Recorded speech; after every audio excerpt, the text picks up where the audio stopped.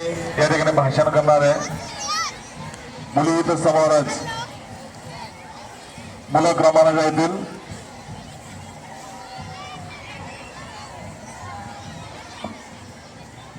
नमस्कार मित्रांनो, माझे नाव भक्ती क्षीरसागर आहे.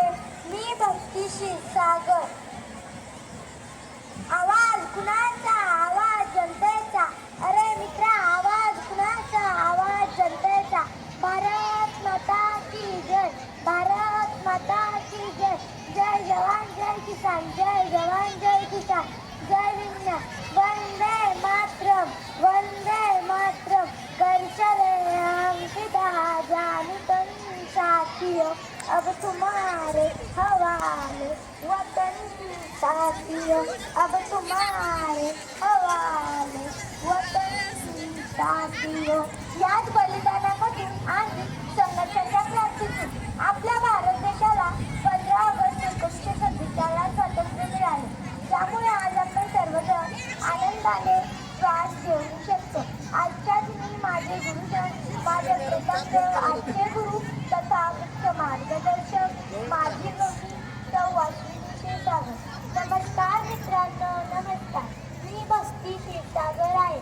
मुक्कामजत तालुक्याचा जिल्हा सांगली येथील रहिवासी असून मी जतमध्ये श्री रामराव विद्या मंदिर प्राथमिक शाळेमध्ये इयत्ता 4थी मध्ये शिकणारी विद्यार्थिनी आहे. मित्रांनो, सारे जहां से अच्छा हिंदुस्तान हमारा, हम बुलबुले हैं इसकी यह गुलसिता हमारा. मित्रांनो, खरं तर एक प्रश्न पडतो की हे स्वातंत्र्य आपल्याला सहजासहजी मिळालंय का? तर खरं तर आपल्या मनाला प्रश्न विचारा आणि विचारून बघा की हे स्वातंत्र्य आपल्याला सहजासहजी मिळालंय का? तर नाही, हे स्वातंत्र्य आपल्याला इतक्या सहजासहजी मिळालं नाही. इंग्रजांना स्वातंत्र्य मागितलं आणि इंग्रजांनी लगेचच देऊन टाकलं. इतकी सोपी गोष्ट नव्हती मित्रांनो. अनेकांनी आपलं त्याग बलिदान या देशासाठी दिलं आणि तेव्हा कुठेतरी हा देश स्वतंत्र झाला.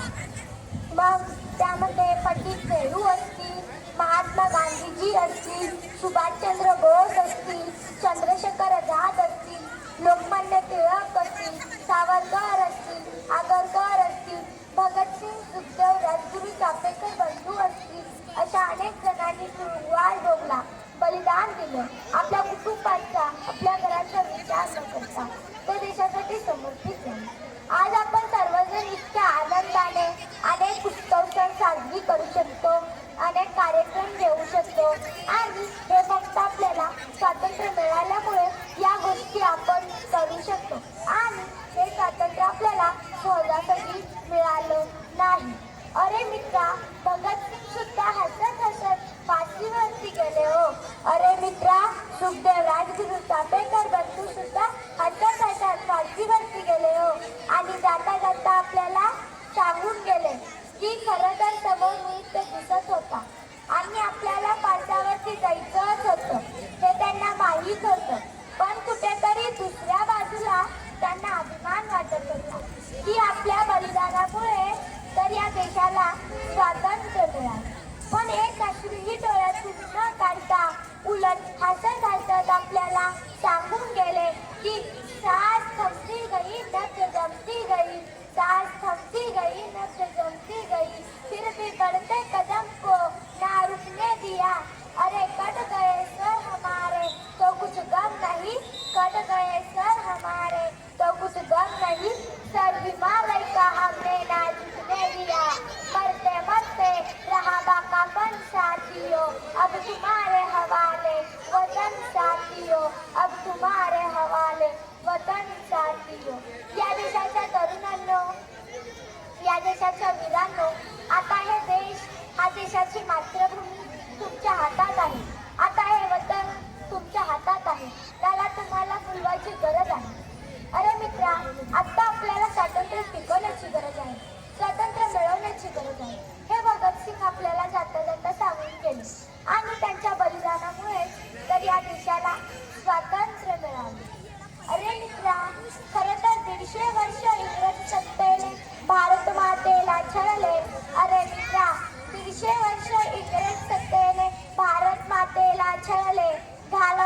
जुलमी सत्ता रक्ताचे पाठ वाहिले आनंदाने निगड्या छातीने कंटात गोळ्या कुणी झेलल्या वंदे मातरम मातेसाठी फाशी यांनी घेतल्या वंदे मातरम मातेसाठी फाशी यांनी घेतल्या अनेक जणांनी तुरुंगवास भोगला बलिदान दिलं आपल्या कुटुंबाचा आपल्या घराचा विचार न करता ते देशासाठी समर्पित झाले आणि तेव्हा कुठेतरी हा देश स्वतंत्र झाला. आपण रोज बातम्या वाचतो, रोज बातम्या पाहतो, रोज बातम्या बघतो, तेव्हा टीव्हीवरती अनेक न्यूज असतात की आज एवढे सैनिक शहीद झाले आणि सीमेवर लढणाऱ्या सैनिकांच्या जवानांचे समर्पण सुद्धा तितकंच महत्वाचं आहे. आपण पाहतो की अतिशय उष्ण वळवटात, अतिशय उष्ण प्रदेशात, अतिशय थंड प्रदेशात जिथं अतिशय प्रतिकूल परिस्थिती असते अशा ठिकाणी राहून ते देशाला संरक्षण करतात. सैनिक त्याच्या छातीची गाठ त्या ठिकाणी करत आहेत ना, म्हणून आज आपण या ठिकाणी सुरक्षित राहू शकतो. पण मित्रांनो, आपण कधी विचार केलाय का की जेव्हा एखादा सैनिक लढण्यासाठी सीमेवर जातो तेव्हा त्याच्या कुटुंबाचा आणि बायका मुलाची काय परिस्थिती होत असेल? अरे मित्रा, हे शब्दात पण सांगू शकत नाही. आज एखाद्या आईचा मुलगा खेळत खेळत तिच्या नजरेपासून दूर जातो तेव्हा आईचा हाल काय असते ते त्यांनाच माहीत असते. जेव्हा सैनिकांना गोळी लागते तेव्हा मातृभूमीला वंदन करतात, मुजरा करतात.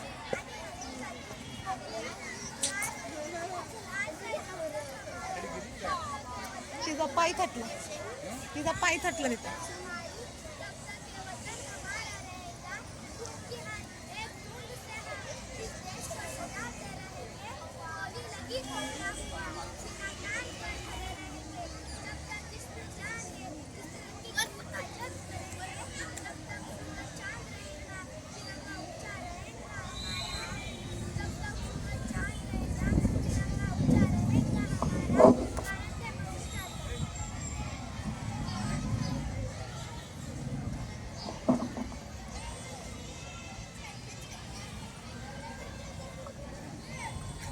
जेव्हा सैनिकांना गोळी लागते तेव्हा मातृभूमीला वंदन करतात, मुजरा करतात आणि म्हणून जातात की साथ जब तक हमारी तब तक ये वतन हमारा रहेगा, साथ जब तक हमारी तब तक ये वतन हमारा रहेगा, खून की हर एक बूंद से हम इस देश को सजाते रहेंगे, गोली लगी तो क्या हुआ, सीना तान कर खड़े रहेंगे, जब तक जिसमें जान है इस तिरंगे की हिफाजत करेंगे, जब तक सूरज चांद रहेगा तिरंगा ऊंचा रहेगा हमारा, जब तक सूरज चांद रहेगा तिरंगा ऊंचा रहेगा हमारा.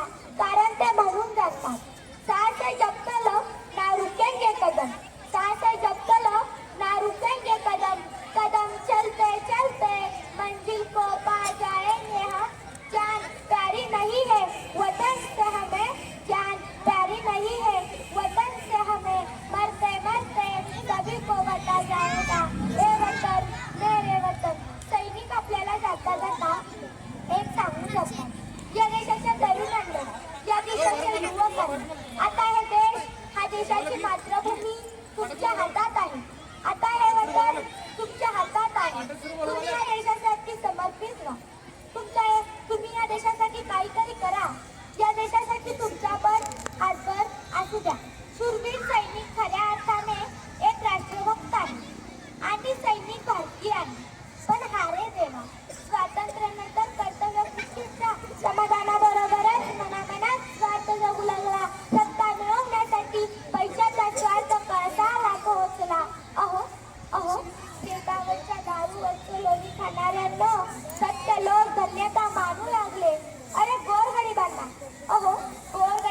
देऊ गेलेली दीड भाकरी त्यांच्यापर्यंत पोहोचना आणि अशातच भ्रष्टाचार नावाचा एक नवीन विषारी शिष्टाचार त्यातच निर्माण झाला आणि मग भ्रष्टाचार आपल्या बरोबर काळा पैसा नावाचा एक विषारी नाश घेऊन आला आणि स्वतंत्र हिंदुस्थानाच्या नाशाला सुरुवात झाली. हो अरे मित्रा, कोणतेही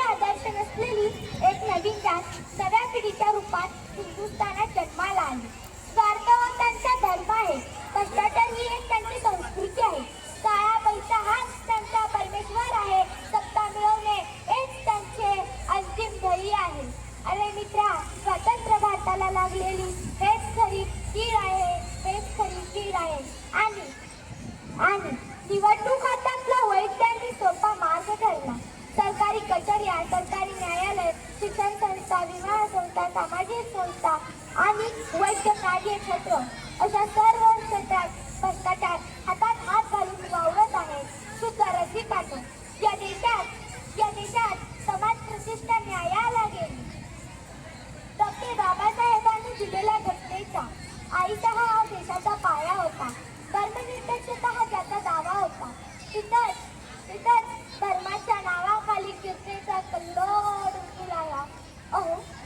अहो त्यागाच्या आई, देशप्रेमाच्या भावनेनं जिथं पूर्वजांनी आपले रक्त सांडले, आता तीच माती स्वार्थाच्या आणि धर्माच्या नावाखाली होणाऱ्या रक्तपातात रोज भिजू लागली. महागाईचे उद्योग, वाढती बेकारी आणि काही भ्रष्टाचारी राज्यकर्ते यामुळे सामान्य जनता त्रासाहून गेली. 15 ऑगस्ट आणि 26 जानेवारी इथं येऊन झेंडा फडकवणे, ध्वज फडकवणं आणि त्याला सलाम करणे ही राष्ट्रभक्ती नाही मित्र. तर अरे मित्र, आपल्याला वर्ल्ड कप आला की आपल्याला आपला भारत देश आठवतो. अरे भारत पाकिस्तान मॅच भारतीय मॅच असेल तर आपल्याला आपला भारत देश आठवतो. भारत जिंकला पाहिजे, खरंच भारत जिंकला पाहिजे. अरे दादा, ते तुला आज वाटतं, मग कालपर्यंत तू कुठे गेला होता का? किंवा तुझा देश कुठे गेला होता का? तर मॅच मध्ये भारत जिंकला तर मग आपल्याला वाटतं की हमारा इंडिया जीत गया. मग सांगा, आपण भारतीय आहोत का? तर नाहीच ना. 15 ऑगस्ट आणि 26 जानेवारीला तिरंग्याची ड्युटी ठेवणे, स्टेटस लावले ही राष्ट्रभक्ती नाही मित्रांनो. तर कधी प्रश्न पडला का? तर नाहीच ना. जेव्हा एखादी आई आपल्या मुलाला सांगते, जा तू त्या दहशतवादाला तू छाटून टाक, ती आहे आजची माता, खरी भारतीय माता. आपला भारत देश असून सुद्धा दुबईमध्ये जाऊन नोकरी करणं, भारत देशाचं कौतुक करणं आणि मी भारतीय आहे असं सांगणं ही राष्ट्रभक्ती नाही मित्र. अरे मित्रा, पण मी म्हणते राज्यघटनेच्या तरतुदीनुसार तर 10 वर्षांनी परिस्थितीचा आढावा घेऊन त्यात बदल करावा. कारण असा खुद्द बाबासाहेबांनी लिहून ठेवला आहे. मात्र आपली राज्यघटना लवचिक आहे, दादर नाही. परंतु इंग्रजांनी केलेले अत्याचार आणि हत्याकांड परवडली, कारण ती परकी होती. पण इथं आमच्याच देशात आमचे देशवासी दिवसा डोळ्या हत्याकांड करू लागले. अहो तुम्ही कुणाला कसा जाब विचारायचा? ज्या महापुरुषांनी जीवाचा